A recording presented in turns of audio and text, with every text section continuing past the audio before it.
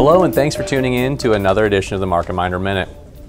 Heightened tensions in Iraq and Ukraine have many people worrying these conflicts may knock the global bull market off course. But bull markets often advance despite local conflict.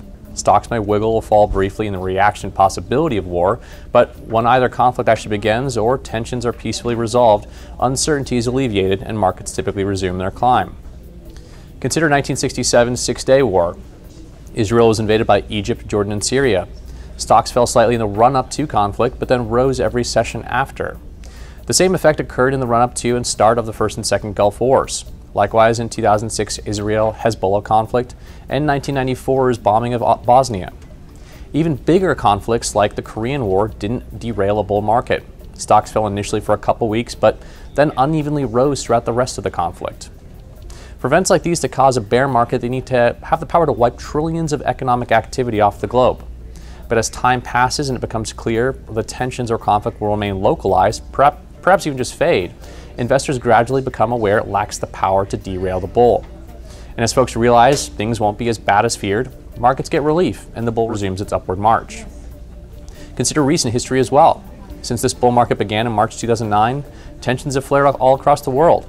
Iran, Syria, Egypt, Tunisia, Sudan, Iraq, Afghanistan, and more. There were wiggles when some of these conflicts broke out, but they weren't lasting, and long-term investors would have done well to simply stay cool. To generate the trillions of lost economic activity it would take to derail a bull, the current conflicts would have to go global, and likely in a surprising way. There's only one time a conflict has been the proximate cause of a bear market that we can measure, the run-up to World War II. But World War II was massive, encompassed major world powers and economies, and contained some pretty surprising events, like France's quick fall in 1940. That war bears little, if any, resemblance to current tensions. It's possible these conflicts could escalate into something much more globally impactful, but markets don't move on possibilities, they move on probabilities. And the probability that either conflict escalates into something big enough to disrupt global commerce in a meaningful way appears pretty slim to us right now. That's all for this edition of the MarketMinder Minute. For more on these stories, please visit marketminder.com. Thanks for watching.